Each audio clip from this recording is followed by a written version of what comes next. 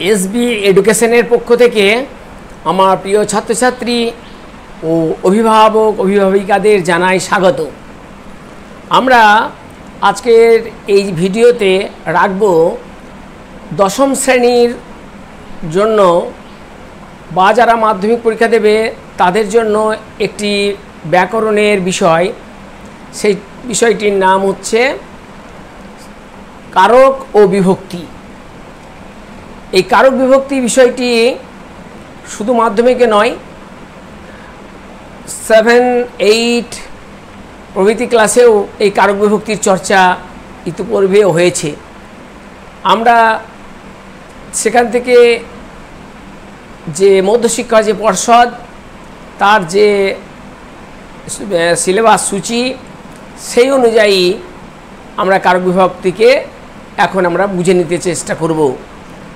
আর আমার সচেতন পাঠক সকলেই নিশ্চয়ই অবগত আছে যে মাধ্যমিক পরীক্ষায় বা দশম শ্রেণীর যে সামেটিভ টেস্ট হবে সেখানে ব্যাকরণের জন্য যে নির্দিষ্ট নাম্বার সেটা হচ্ছে গিয়ে 16 নাম্বার।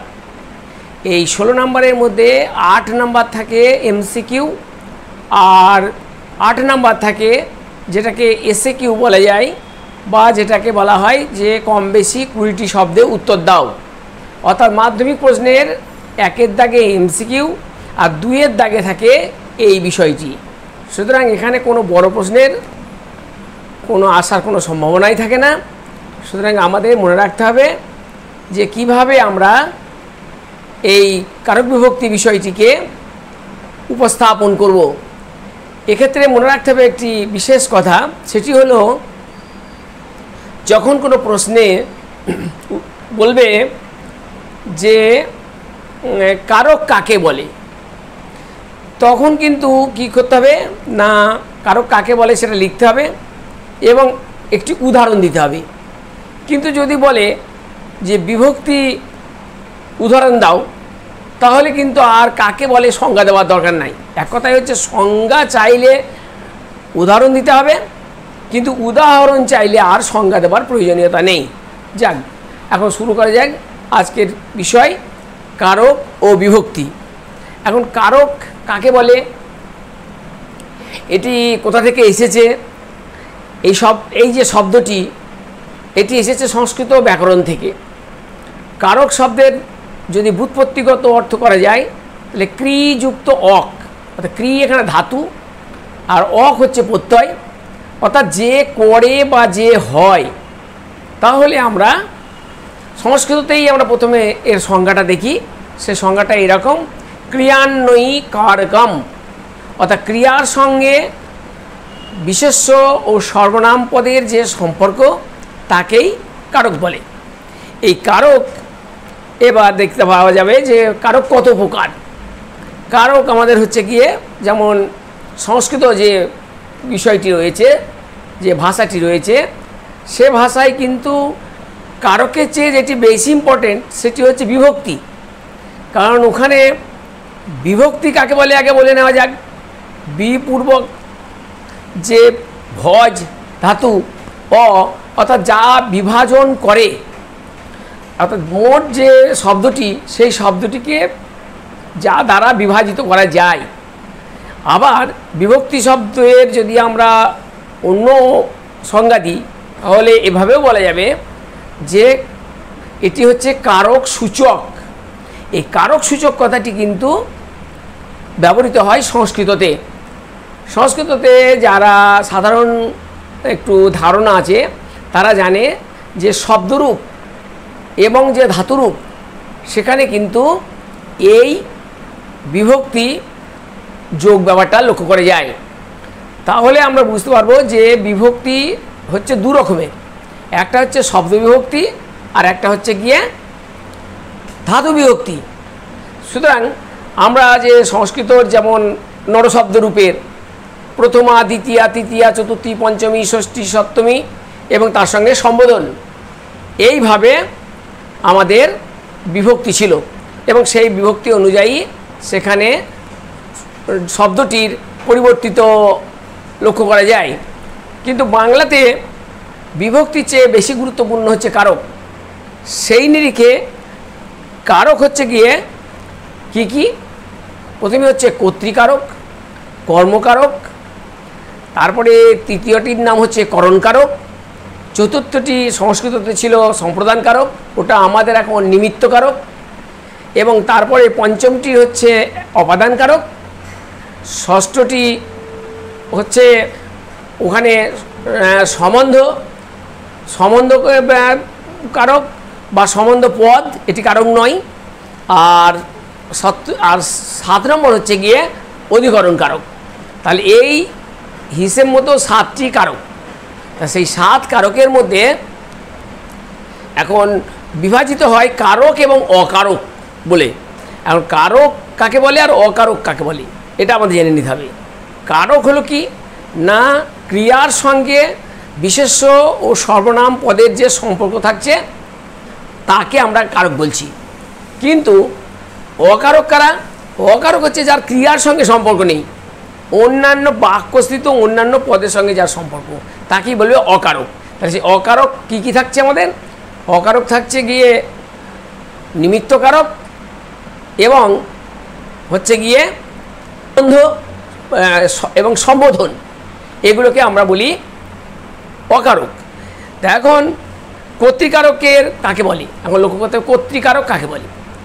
কর্তৃকারক হলো যে কারকে কর্তার হচ্ছে প্রাধান্য, অর্থাৎ যে করে বা যা হয়, যে হয় তার গুরুত্ব যখন থাকে সেটি হলো কর্তৃকারক। এই কর্তৃকারকের আবার কতগুলো বিভাজন আছে। কর্তৃকারকের একটা উদাহরণ হলো রাখাল গরু চড়াই, রাখাল এখানে হচ্ছে কর্তৃকারক। বিভাজনগুলো আছে সেগুলো হলো প্রযোজক কর্তা, তার উদাহরণ হচ্ছে দাদা ভাইকে খেলা করাচ্ছে, এখানে দাদা, এটা হচ্ছে প্রযোজক কর্তা। এবার আসছে প্রযোজ্য কর্তা, মা শিশুকে চাঁদ দেখায়, তার শিশুকে। সমধাতুজ কর্তা মানে একই ধাতু থেকে উৎপন্ন শব্দ যেখানে তৈরি হচ্ছে, যেমন হচ্ছে গায়ক গায়, অর্থাৎ গায়ক এবং গায় এইটা হচ্ছে সমধাতুজ। এমন খেল খেলে, খেল খেলে, অর্থাৎ একই ধাতু এবং একই শব্দ সমান যেখানে হবে সেখানে তাকে বলে সমধাতুজ কর্তা। এরপর আসছে নিরপেক্ষ কর্তা। নিরপেক্ষ কর্তা কেমন? সে বললে বল লিখে নেবে, তাহলে এই যে এখানে সে, এখানে হচ্ছে নিরপেক্ষ কর্তা। কে লিখে নেবে? সে তো লিখবে না, সে বললে, তার কোনো ভূমিকা নেই। এরপর আসছে উজ্জ্ব কর্তা। উজ্জ্ব কর্তা যেমন লিখে ফেলো তাড়াতাড়ি, অর্থাৎ কাকে বলা হচ্ছে সে নেই, উজ্জ্ব কর্তা। ব্যতিহার কর্তা, ব্যতিহার আমরা সমাসের ক্ষেত্রেও দেখেছি যে সেখানে কিভাবে একটি শব্দ দুবার ব্যবহার হচ্ছে। সেখানে সীমা লুডো খেলছে, সীমা লুডো খেলছে, আর তার সঙ্গে রীতা সঙ্গে লুডো খেলছে, অর্থাৎ একই সঙ্গে দুটো, সীমা লুডো খেলছে এবং তার সঙ্গে অনন্যা বা অন্য রীতা যে কেউ লুডো খেলতে পারে, একই সঙ্গে দুটো কর্তা কাজ করছে। এরপর হচ্ছে সহযোগী কর্তা। একটি বাক্যে একাধিক কর্তা পরস্পরের সহযোগিতার কাজ সম্পন্ন করলে তাদের সহযোগী কর্তা বলে। যেমন হচ্ছে অরূপ ও স্বরূপ মিলে বাগান তৈরি করছে, তাহলে একটি কাজ হচ্ছে বাগান তৈরি করা, কিন্তু সেখানে সহযোগী কি দুজনে মিলে করছে। এরপর হচ্ছে বহু ক্রিয়ার এক কর্তা। যেমন বৃষ্টি, স্নান করে, জামা পরে, জুতো পরে, সাইকেল নিয়ে বিদ্যালয়ে গেল, তাহলে এখানে একটা যে কর্তা তার বহু ক্রিয়া থাকছে, এখানে হচ্ছে বহু ক্রিয়ার কর্তা। এরপর হচ্ছে কর্তৃবাচ্যের কর্তা বা উক্ত কর্তা। একেবারে উক্ত কর্তা কাকে বলবে? যে অমল ভালো ছবি আঁকে, অমল উক্ত কর্তা। কর্ম কর্তৃবাচ্যের কর্তা, যে বাক্যে কর্তা উপস্থিত না থাকায় কর্মই কর্ত্রে আর আচরণ করে, এটা আমরা আবার পাবো, সেটা হচ্ছে শাঁখ বাজে, বাঁশ ফাটে, এই রকম, ঘন্টা বাজে প্রভৃতি, বা মাইক বাজে। বাক্যাংশের কর্তা, বাক্যাংশের কর্তা হচ্ছে এরকম, সমাপিকা ক্রিয়াহীন বাক্যাংশ যখন কোনো ক্রিয়া সম্পাদন করে ও অখণ্ডভাবে প্রকাশ করে তখন তাকে বাক্যাংশ কর্তা বলে। যেমন যেমন মোহনবাগান তাদের লিগ পর্যায়ের খেলা যেভাবে করেছে সেটা ভালো লাগেনি। উপবাক্যীয় কর্তা, বাক্যের বিশেষণ, বাক্যের বিশেষ্যধর্মী উপবাক্য কর্তার ভূমিকা নিয়ে ক্রিয়া সম্পাদনে সাহায্য করলে তাকে উপবাক্যীয় কর্তা বলে।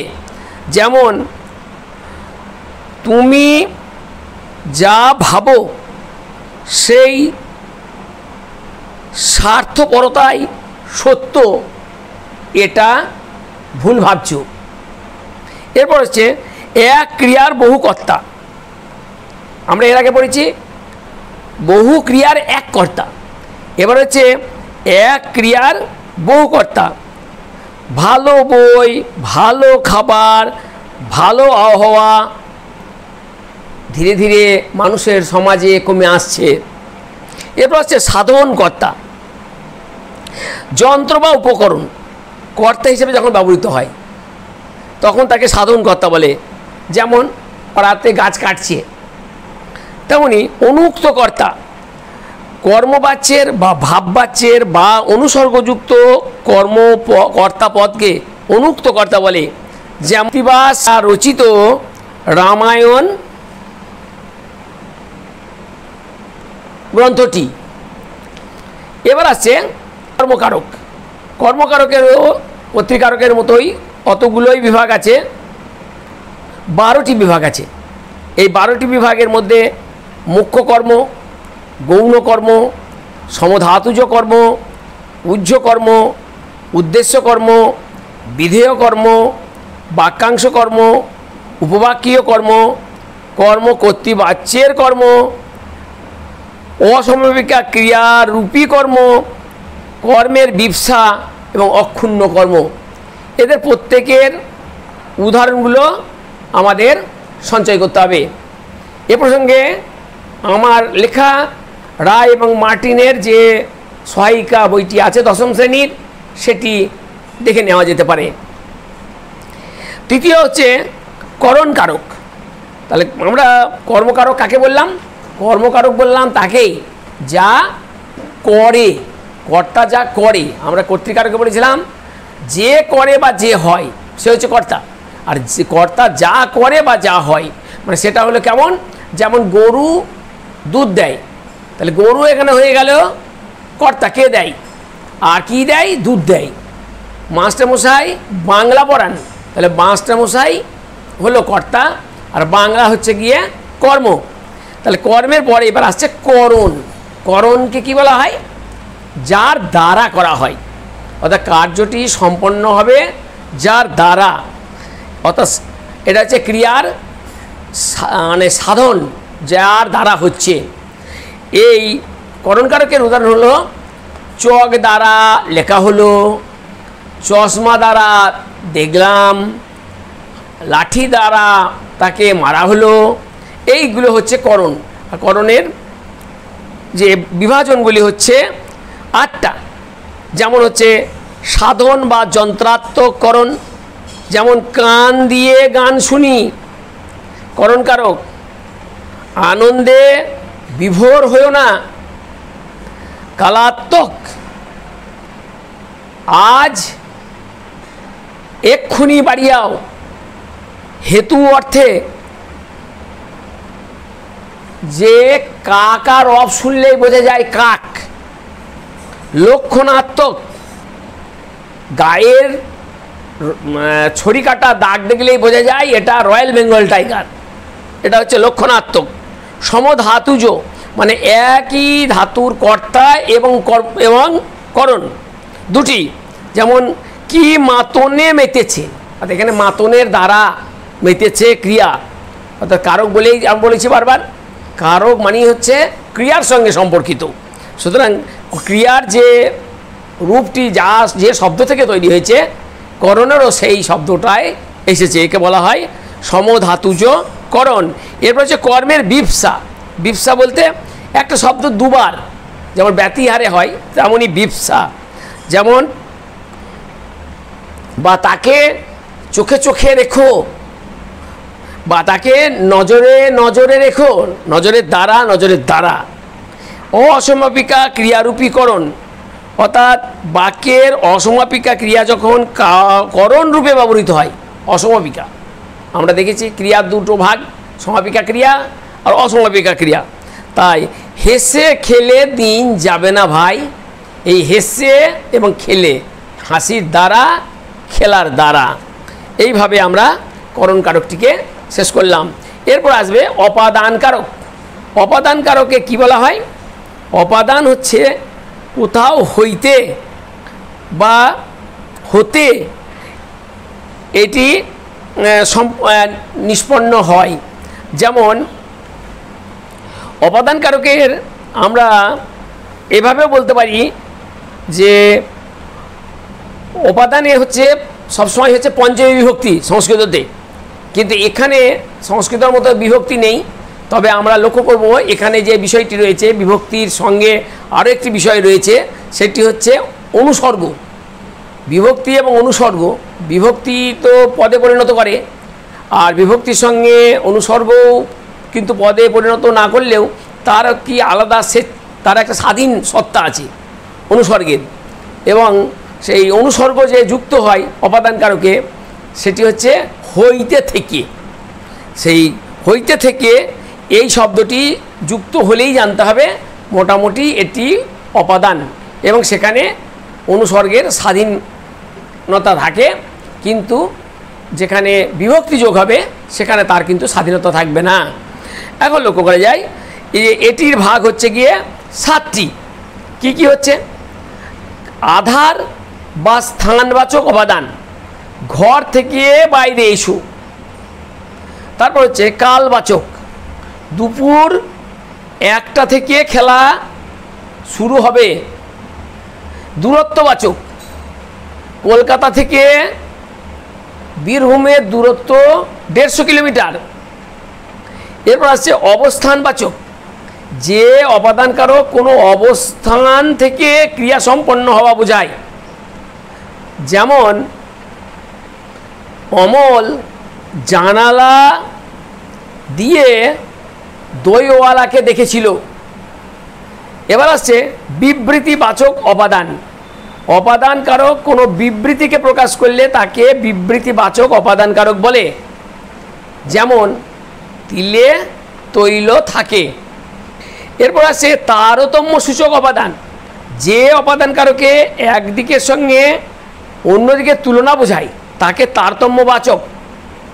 যেমন থেকে, এখানে রমেনের চেয়ে বরেণ্যের বয়স বেশি, বা যেটা আমরা বলি এটাকে ডিগ্রি, অনেকটা ডিগ্রির মতো। এরপর আসছে অসমাপিকা ক্রিয়ারূপী অপাদান। যখন অসমাপিকা ক্রিয়াকে অপাদান হিসেবে ব্যবহৃত করা হয় তাকে অসমাপিকা ক্রিয়ারূপী অপাদান বলে। যেমন তার পড়াশোনায় কোনো ঘাটতি নেই, থেকে কোনো কিন্তু ঘাটতি বা কমতি নেই। এবার আসবে অধিকরণ। অধিকরণ কাকে বলে? ক্রিয়ার আধারকে অধিকরণ বলে।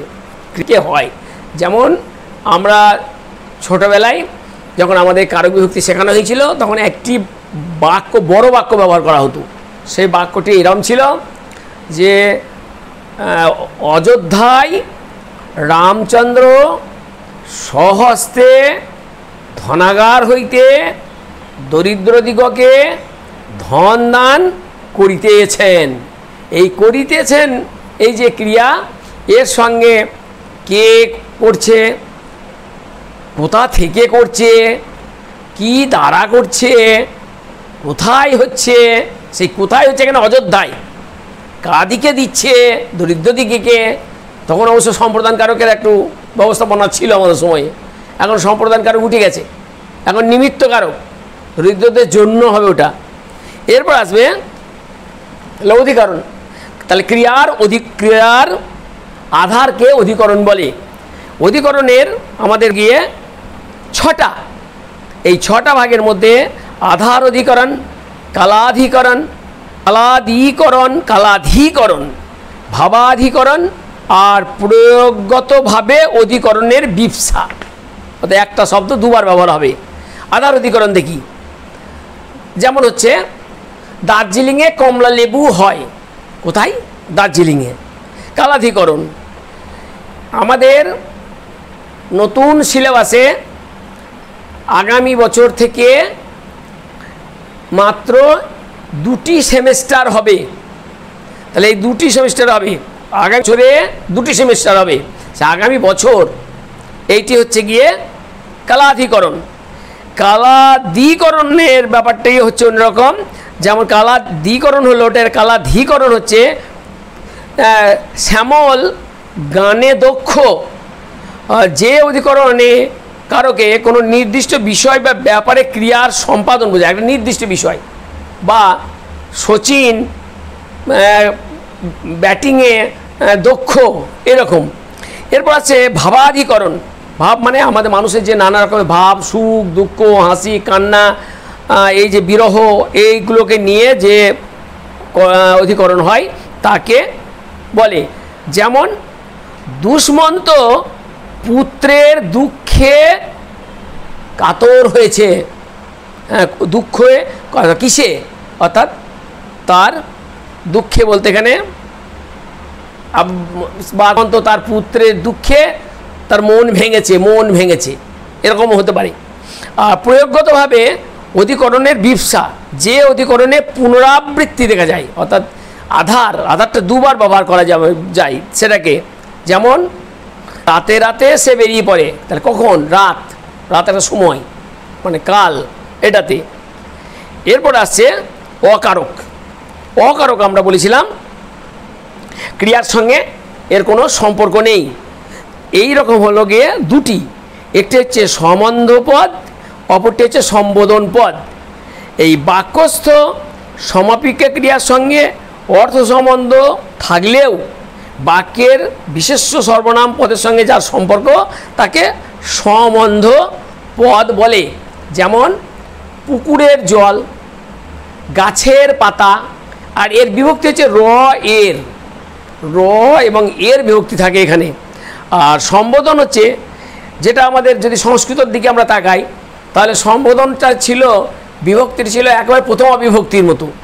যেমন নর শব্দ রূপের যেভাবে প্রথমা হতো নর নরা, ঠিক সেই রকমই অনেকটা সম্বোধন পদেও তাই হতো।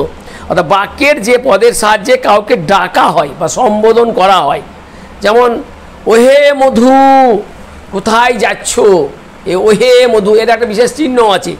এই যে চিহ্নটা হচ্ছে নোট অফ এক্সক্লেমেশন। এই নোট অফ এক্সক্লেমেশন থেকে বোঝা যাবে যে এটা হচ্ছে সম্বোধন, অর্থাৎ কাউকে ডাকা হচ্ছে। তাহলে আমাদের এখন প্রশ্ন আমাদের এবার আসবে, সেই প্রশ্নগুলো এইরকম হবে যে কারক কাকে বলে হলো, সেটা কেমন করে বলবো আমরা? ক্রিয়ার সঙ্গে যে পদের সম্পর্ক থাকে তাকে কারক বলে। 2 হচ্ছে গিয়ে কারকের সংজ্ঞা দাও। কারকের সংজ্ঞা হচ্ছে একটি বাক্যের সমাপিকা ক্রিয়ার সঙ্গে বাক্যের বিশেষ্য সর্বনাম পদের সম্পর্ককেই কারক বলে। বিভক্তি কাকে বলে? বিভক্তি হলো একটি বা ধ্বনিগুচ্ছ যা শব্দকে পদে পরিণত করে এবং সেই বিভক্তির মাধ্যমে কারকও সূচিত করে। বিভক্তি কয় প্রকার?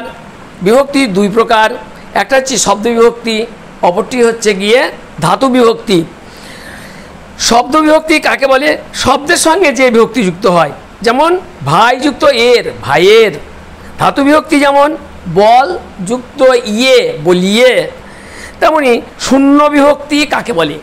তাহলে বিভক্তি আমরা সাধারণত দেখছি 5 প্রকারের বিভক্তি আছে। বাংলাতে 5 প্রকারের বিভক্তি আছে যদি শূন্য বিভক্তিকে ছেড়ে দেওয়া হয়। আর শূন্য বিভক্তিকে যদি নিতে হয় তাহলে কিন্তু বিভক্তি হবে 6 প্রকার। এই বিভক্তিগুলির মধ্যে এ, কে, রে, তে, রর এবং শূন্য। এবার আসে শূন্য বিভক্তি কাকে বলে? শূন্য বিভক্তি বলবে সেই বিভক্তিকে যে বিভক্তি তার শব্দে যুক্ত হবে অথচ নিজে অপ্রকাশিত থাকবে। এবার আছে আরেকটা প্রশ্ন আসবে যে শূন্য বিভক্তির অপর নাম কি? তাহলে শূন্য বিভক্তির অপর নাম বলতে হবে গিয়ে এটা অবিভক্তি। এরপর আসবে তির্যক বিভক্তি কাকে বলে? এটি ভেরি ভেরি ইম্পর্টেন্ট, নোট ইট। এই তির্যক বিভক্তি কাকে বলবে না, যে বিভক্তি শুধু একটি কারকে নয় একাধিক কারকে যুক্ত হয়। যেমন এ বিভক্তি, ছাগলে কিনা খায় এই এ, হ্যাঁ, তিলে মানে তিল হইতে তেল হয় এ, তাহলে সঙ্গে এ বিভক্তি, একে আমরা তির্যক বিভক্তি বলবো, অর্থাৎ যে বিভক্তি একাধিক কারকে যুক্ত হয়। এরপর আসবে বাংলা ভাষায় ব্যবহারিক বিভক্তি কয় প্রকার?